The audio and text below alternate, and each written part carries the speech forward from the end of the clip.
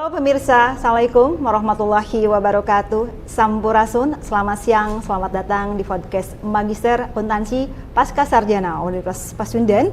Tempat ngobrol santai tapi serius mengenai isu-isu ekonomi, bisnis, dan investasi yang sedang hangat.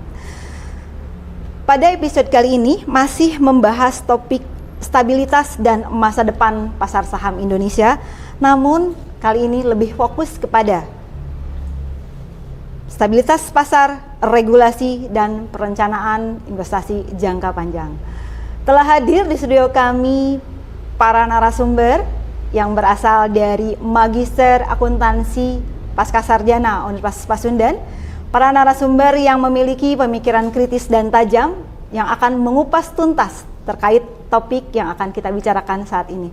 Izin saya menyapa terlebih dahulu. Selamat siang Bapak-bapak yang super. Selamat siang. Terima kasih atas invest waktunya menyempatkan hadir di podcast kita ini. Yang pertama narasumber di sini ada Bapak Ari. Pak Ari, makasih loh udah menyempatkan jauh-jauh datang ke sini. Yang kedua Pak Ramdhani hadir dari luar kota di Bandung. Dan terakhir Pak Rijal ketemu lagi di bahasan yang kedua. Baik pemirsa, sahabat Maksi, keadaan pasar saham Indonesia saat ini memahami 3 elemen penting.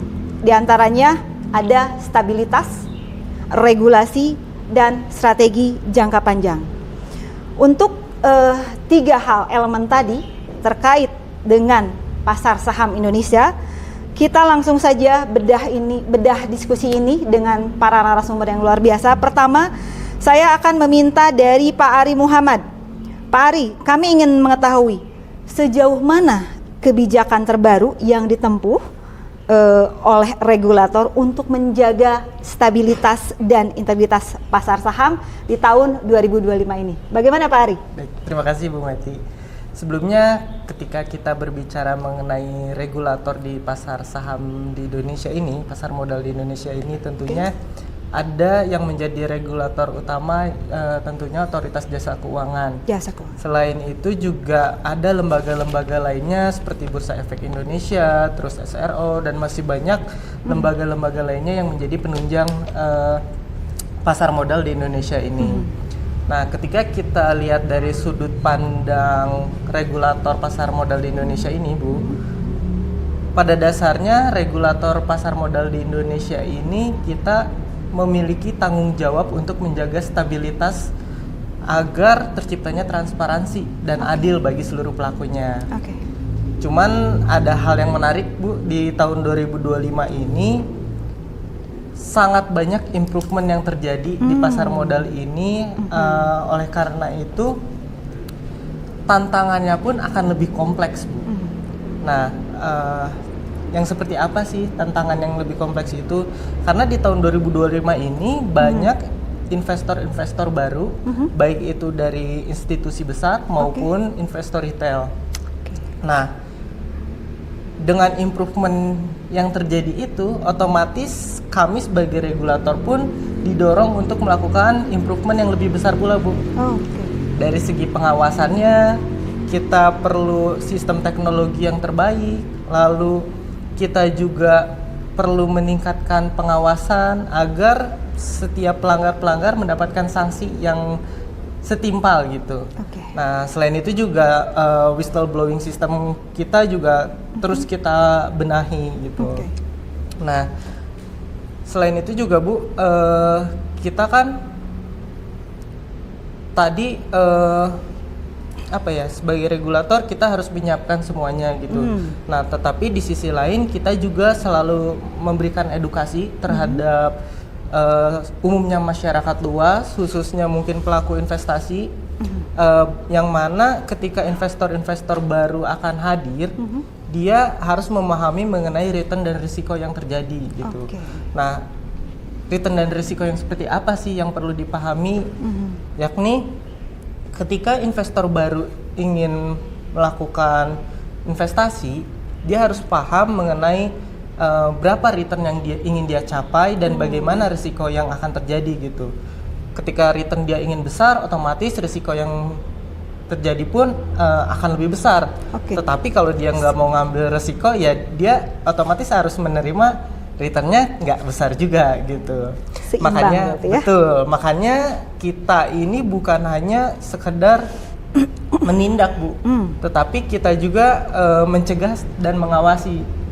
Selain itu juga seperti kebijakan-kebijakan baru, seperti perlindungan terhadap investor retail, terus transparansi emiten, serta upaya pencegahan dari insider trading juga itu terus kita upayakan untuk jalankan gitu. Oke. Nah, kegiatan-kegiatan yang selama ini terus kita laksanakan, terus kita kaji serta kita evaluasi agar apa yang sudah kita jalankan tetap sesuai dengan rencana gitu dan efektif dalam pelaksanaannya. Mungkin pesan dari kami dari sisi regulator mungkin ya Bu ya, ketika kita mau terjun dalam dunia investasi, tentunya kita perlu mencari informasi-informasi dengan lembaga-lembaga yang kredibel gitu agar terhindarlah dari disinformasi gitu ya, terus jauh juga dari berita-berita hoax. Betul. Karena impact dari itu tuh akan cukup besar gitu, Merugikan baik dari gitu. ya merugikan untuk para investor gitu. Betul. Begitu mungkin Bu. Baik, menarik sekali Pak Ari tadi yang sudah dipaparkan oleh beliau. Beliau melihat dari sisi regulator untuk menjaga stabilitas dan integritas pasar saham di tahun 2025. Sedikit saya tadi menggarisbawahi dari yang beliau sampaikan bahwa adanya maraknya improvement ini diperlukan adanya penguatan dan pengawasan pasar sehingga adanya upaya untuk mencegah terjadinya hal-hal yang tidak diinginkan hingga sanksi terhadap manipulasi pasar. Selanjutnya saya akan beralih kepada narasumber yang kedua, yakni ada Bapak Abdullah Ramdhani yang sapa diakrab dengan Pak Dani atau Pak Ramdan. Siap. Pak Ramdhani, izin, ini menurut Bapak, apakah melihat kondisi saat ini hubungan antara resiko dan return serta stabilitas pasar, kemudian serta peran literasi keuangan masyarakat seperti apa agar terjadi pasar yang sehat? Silakan, mungkin dapat sharing keilmuannya Pak. Siap, terima kasih Bu Meti. Izinkan saya berbagi aja ya, sharing. Melanjutkan apa yang disampaikan Kang Ari tadi terkait dengan risiko dan return. Ini secara teori bahwa ada satu konsep yang harus dipahami oleh para investor, yaitu terkait dengan literasi keuangan. Di sini konsep ini adalah risk return trade off, di mana konsep ini menyatakan bahwa semakin tinggi return yang ingin diperoleh, semakin tinggi resikonya. Ya. Pun sebaliknya, semakin rendah return yang akan diperoleh oleh para investor, maka risikonya juga rendah. Nah, namun yang kita pahami bahwa pada kenyataannya banyak orang yang hanya melihat sisi returnnya saja, tidak melihat resikonya. Betul. Padahal Kebanyakan setiap begitu. Investasi instrumen keuangan apapun itu selalu mengandung risiko. Return Ya. dan risiko. Dan tidak ada satu investasi apapun yang tidak ada risiko gitu kan. Nah, di sini kalau orang atau investor memahami atau pemahaman terhadap literasi keuangannya tinggi, mereka akan sadar bahwa risk return trade off ini berkaitan erat dengan opportunity cost. Gitu. Jadi ada potensi peluang yang mungkin hilang pada saat dia memilih salah satu instrumen investasinya. Nah, jadi ketika katakanlah kita misalkan mengambil investasi di deposito dengan risiko yang rendah. Nah, itu kemungkinan ada potensi keuntungan yang hilang dari instrumen investasi lain. Misalkan di saham yang jauh returnnya lebih tinggi. Tetapi tetap harus disadari bahwa ada risiko yang tinggi juga di instrumen saham. Nah, itu yang seringkali orang tidak memahami. Jadi hanya mengambil sisi returnnya saja. Orang mudah tergiur dengan ini ada keuntungan sekian, ini ada keuntungan sekian. Betul. Tapi risiko di balik itu tidak perhatikan. Nah ini yang menjadi seringkali kenapa muncul market crash, terjadi aksi jual saham besar-besaran dan lain sebagainya. Nah kalau kita lihat hasil riset di tentang investasi itu ada hubungan positif antara pemahaman literasi keuangan yang tinggi di suatu negara masyarakatnya dengan stabilitas pasar modal. Jadi orang yang cenderung memiliki pemahaman tinggi dari literasi keuangan akan cenderung aktif di pasar saham dan mengambil keputusan secara rasional. Jadi tidak berdasarkan emosi, tidak berdasarkan istilah sekarang itu FOMO. Gitu. Betul. Ya, gitu. Jadi untuk bisa berada dalam pasar yang stabil, edukasi literasi keuangan, kemudian dari sisi regulator untuk memberikan kenyamanan dan keamanan para investor dan pelaku pasar modal itu harus berjalan seiringan. Itu insya Harus Allah balance ya. Ya, itu insya Allah akan menciptakan pasar yang sehat. Oke. Itu saja, Bu.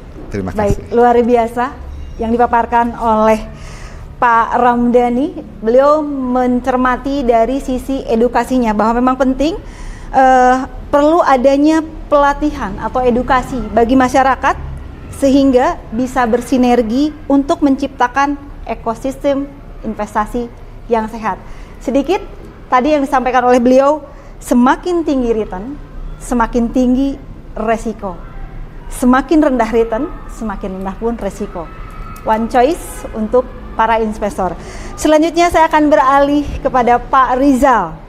Pak Rizal ini selalu setia menghadiri di acara podcast Maksi Unpas ya Pak. Pak Rizal, ini tadi sudah disampaikan dari Pak Ari, dari Pak Ramdhani. Kalau saya yang ingin tahu dari Pak Rizal adalah bagaimana cara menyusun investasi jangka panjang di tengah pasar yang dinamis dan apakah resikonya itu selalu ada. Ini kebetulan memang waktu pun juga ini berjalan ya Pak, silakan. Baik. Pak Rizal. Baik, terima kasih sebelumnya Ibu Moderator telah mengundang kembali saya di podcast ini. Nah, itu yang jikalau kemarin saya berperan sebagai analis portofolio, di sini saya ingin menyampaikan sebagai financial planner di sini. Mengingat berbagai tantangan dalam melakukan investasi itu selalu ada. Sebagaimana yang telah disampaikan oleh narasumber Bapak Ari. Kemudian literasi itu juga penting dalam hal ini untuk menentukan investasi seperti apa. Mengingat pasar yang semakin dinamis ini, investor memiliki perilaku agar tidak terjebak oleh FOMO sebagaimana yang disampaikan tadi Pak Abdullah ya Bu ya. Sehingga perencanaan keuangan dalam investasi itu perlu dilakukan. Nah, dalam hal ini bagaimana perencanaan itu dilakukan untuk menentukan bagaimana itu tujuan investasi, kemana arah saham, ETF maupun reksadana yang akan kita supply dananya di situ. Yang mana itu berlaku untuk seluruh investor dari berbagai bidang.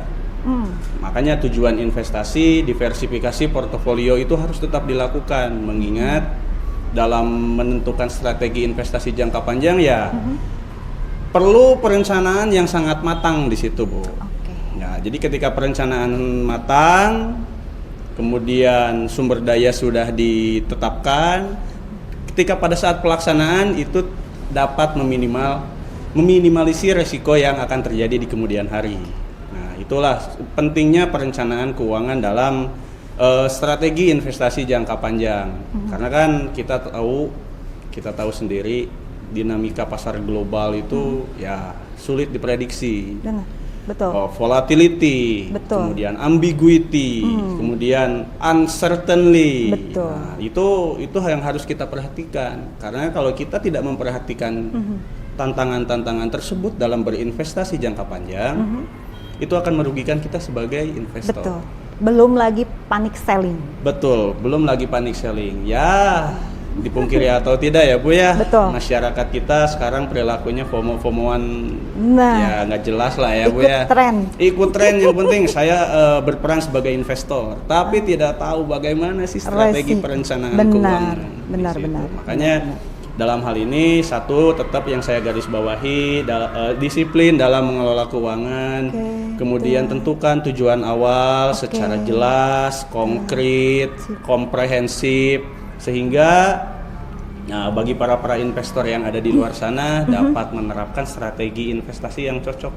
Apakah harus di pasar saham, reksadana maupun obligasi. Oke, keren. Di situ. Seperti itu yang bisa Luar biasa. mungkin saran yang bisa saya sampaikan. Luar biasa. Pandangan dari seorang Pak Rizal, salah satu mahasiswa magister akuntansi pasca sarjana Pasundan ya. Sedikit saya menggarisbawahi dari yang sudah beliau sampaikan bahwa investasi itu bukan soal cepat kaya, tetapi bagaimana mencapai tujuan hidup dengan langkah cerdas, dengan penuh pertimbangan. Luar biasa.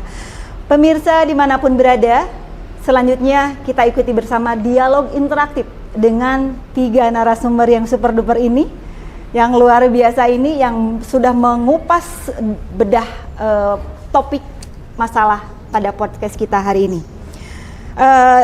Dialog interaktif yang akan dibahas oleh para narasumber ini terkait manakala terjadinya gejolak pasar saham, misal adanya sentimen negatif yang membuat pasar saham itu menjadi turun tajam, atau seperti yang di segmen awal itu ada terjadi market crash. Nah, sebaiknya bagaimana investor menyikapi hal tersebut? Kembali saya ke Pak Ari Muhammad sebagai regulator. Pak Ari, bagaimana peran regulator dan informasi resmi dalam kondisi seperti ini? Silakan, bisa menyampaikan kepada pemirsa. Baik, mungkin pada dasarnya ketika kita berada di pasar yang bergejolak ini, biasanya pasar yang bergejolak ini banyak yang melakukan panic selling, Bu. Betul. Nah, kami sebagai regulator tentunya berupaya untuk memastikan semuanya aman, terus kita memberikan informasi secepat mungkin agar tidak banyak asumsi-asumsi liar yang beredar duluan gitu. Betul. Nah, karena impact dari asumsi liar itu tuh yang tadi saya sebut, dia ketika dia dapat informasi yang bisa dibilang kurang tepat gitu, otomatis dia akan langsung panic selling. Itu impactnya saham, otomatis pasar sahamnya anjlok gitu. Nah, mungkin salah satu contoh ketika kemarin mungkin ingat ada perubahan tarif dari Amerika itu. Oke, betul. Saham tuh kan langsung pada turun tuh. Betul, anjlok Ya. banget itu saat Makanya dari otoritas terkait, dari khususnya OJK, Bursa Efek Indonesia langsung memberikan informasi secepat mungkin. Untuk apa? Itu untuk meredam itu semua, Bu. Oke. Jadi pada dasarnya mungkin kami sebagai regulator berusaha untuk memberikan informasi secepat mungkin agar bisa menetralisir kondisi lah gitu. Betul. Jadi investor tidak semena-mena, tidak sekaba-kaba untuk langsung menjual gitu. Itu sih mungkin, Ibu. Baik, intinya harus memberikan informasi yang bisa dipertanggungjawabkan. Betul. Karena melibatkan banyak para investor di sini ya. Baik, tadi sudah disampaikan oleh Pak Ari terkait dengan peran regulator dan informasi resmi menghadapi situasi seperti ini. Beralih ke Pak Ramdhani. Pak Ramdhani, Bapak dari peran edukasi dan analisa fundamental, seperti apa menghadapi gejolak pasar? Silakan. Terima kasih, Bu. Jadi pada dasarnya kalau dari sisi akademisi kita harus bisa membantu untuk menciptakan iklim investasi yang sehat. Nah, di sini tidak hanya dari sisi akademisi ya. Jadi untuk menciptakan ekosistem investasi yang sehat ini diperlukan integrasi, kolaborasi antara regulator, akademisi, dan pelaku pasar. Nah, dalam konteks ini pemahaman atas literasi keuangan itu memang benar-benar harus menjadi dasar dari pelaku investor. Karena dengan pemahaman yang kuat terhadap literasi keuangan itu ada banyak keuntungan yang bisa diperoleh oleh investor. Yang pertama adalah investor bisa menghindari investasi bodong. Ya. Jadi orang yang memiliki pemahaman keuangan yang kuat, yang tinggi, itu akan cenderung skeptis terhadap tawaran investasi yang menghasilkan return yang tinggi tanpa risiko yang kemungkinan terjadi. Betul. Ya, jadi investor tahu persis bahwa tidak ada investasi dengan return tinggi dengan risiko yang rendah. Gitu. Pasti dengan sendirinya. Pasti dengan sendirinya. Kemudian yang kedua, investor dengan pemahaman keuangan yang tinggi itu akan cenderung bijak. Dia akan mengatur portofolionya seperti apa, berkaitan dengan profil resiko investor itu sendiri. Apakah konservatif, apakah moderat, ataupun agresif. Mereka akan cenderung memilih investasi di mana nih sesuai profil resikonya. Apakah di deposito dengan resiko yang rendah, atau di pasar modal saham dengan resiko yang tentunya tinggi. Gitu. Yang ketiga, mereka akan cenderung mengambil keputusan berdasarkan data, bukan berdasarkan emosi. Ya, orang yang memiliki fundamental pemahaman literasi keuangan yang kuat, dia akan melakukan mengambil keputusan kapan masuk dan kapan keluar berdasarkan analisis fundamental atau disertai dengan analisis teknikal. Jadi di sini mereka akan paham betul tujuan investasinya untuk apa. Apakah untuk jangka pendek ataupun untuk jangka panjang. Gitu. Betul. Biasanya seperti itu. Itu saja mungkin yang digarisbawahi bahwa tadi untuk bisa menciptakan ekosistem investasi keuangan yang sehat itu diperlukan kolaborasi antara regulasi, dunia pendidikan, dan pelaku pasar. Terima kasih. Luar biasa. Lengkap sudah dari sisi regulator sudah oleh Pak Ari, dari sisi akademisi dikupas tuntas oleh Pak Ramdhani bahwasanya untuk menciptakan iklim yang sehat perlunya sinergitas antara regulator, akademisi, dan pelaku pasar, dan tentunya jadilah investor yang bijak. Terakhir, Pak Rizal. Sudah siap-siap Pak Rizal ini. Pak Rizal, ini yang ingin kami tanyakan. Bagaimana caranya mengelola emosi agar para investor itu tetap tenang saat menghadapi market drop, karena tidak sedikit ketika menghadapi situasi seperti itu bukan hanya panic selling tetapi merugikan berbagai pihak gitu.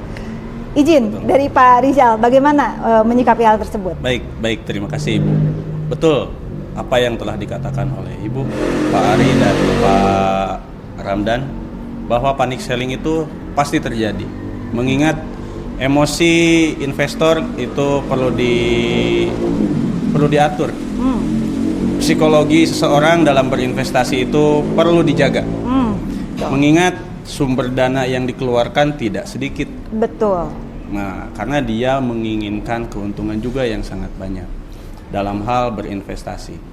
Nah, sebagai saran saya dalam mengelola emosi, nah kita tetap berada pada jalur tujuan investasi kita itu untuk apa. Kemudian pada saat terjadi market drop, review portofolio. Apakah portofolio kita itu berpengaruh? Karena terkadang ya tadi dalam hitungan jam, dalam hitungan menit, pasar modal itu bisa anjlok. Seperti yang disampaikan oleh Pak Ari tadi, kebijakan tarif dari Amerika terhadap sejumlah negara itu berpengaruh terhadap pasar modal sehingga ditutup pada saat itu ya Pak Ari ya. Nah, itu memang perlu ketenangan di situ. Betul. Nah, makanya kita tadi review portofolio seperti apa, jangan sampai kita terbawa panic selling, tetap bertahan pada tujuan awal. Bagaimana sih kita merencanakan investasi jangka panjang seperti itu. Dan yang terpenting terakhir, kembali lagi saya ingatkan kepada para investor di luar sana, tetap jaga kesabaran dalam berinvestasi, Sabar, betul. kemudian disiplin dan evaluasi rutin, berkala, berkesinambungan, dan jangan pernah lelah untuk evaluasi. Seperti itu Ibu. Luar biasa, lengkap sudah kayaknya sahabat Maksi. Di sesi podcast ini berbagai materi dari para narasumber sudah disampaikan. Di sesi terakhir, satu ungkapan sebagai pesan kunci untuk para investor terkait dengan materi yang kita kupas saat ini ya. Dari Pak Ari Muhammad dulu nih, apa yang akan disampaikan untuk investor agar investor pun dapat menginvestkannya dengan selamat. Silakan. Baik, kalau dari saya mungkin pesan untuk seluruh penonton di sini, ketika ingin berinvestasi jadikan media informasi yang kredibel gitu. Jadi cari informasi di portal-portal yang kredibel atau dari instansi-instansi yang kredibel, karena untuk meminimalisir terjadinya berita hoax gitu. Jadi asumsi liar yang tadi dikhawatirkan beredar tuh minim untuk terjadi gitu. Itu mungkin Bu. Baik, intinya jadikan informasi resmi sebagai sebuah keputusan saat berinvestasi. Selanjutnya, Pak Ramdhani. Silakan, apa yang akan disampaikan pada para investor? Apa ya Bu? Kalau dari sudut pandang akademisi ya kita tidak lepas dari pendidikan ya Bu. Pesan saya, mari kita jadikan pasar modal itu sebagai laboratorium pembelajaran dan investasi yang berkelanjutan. Luar biasa. Konsisten belajar dan paham resiko. Selanjutnya, Pak Rizal. Silakan. Baik Ibu, satu pesan terakhir saya untuk para investor di luar sana dan sahabat Maksi. Fokus pada tujuan investasi dan disiplin pada rencana investasi jangka panjang. Mungkin itu, tetap fokus dan tetap disiplin. Luar biasa, pemirsa sahabat Maksi, sudah kita simak bersama paparan dari ketiga narasumber kita pada hari ini. Beliau-beliau para mahasiswa yang super duper dari Magister Akuntansi Pasca Sarjana Universitas Pasundan. Sekali lagi terima kasih Pak Ari, Pak Ramdhani, dan Pak Rizal atas investasi waktunya. Semoga apa yang disampaikan oleh beliau-beliau tadi menjadi sebuah wawasan untuk kita semua, khususnya para investor yang ada di Indonesia. Sekali lagi terima kasih pemirsa atas waktu yang telah diikuti bersama. Terakhir dari kami, jangan lupa untuk tetap mengikuti episode-episode kami selanjutnya, dan jangan lupa follow media sosial kami, like and share, dan tentunya jika itu bermanfaat untuk Anda, silahkan dapat disebarluaskan. Terima kasih. Billahi bisabil haq. Wassalamualaikum warahmatullahi wabarakatuh. Salam saham sehat. Salam saham sehat.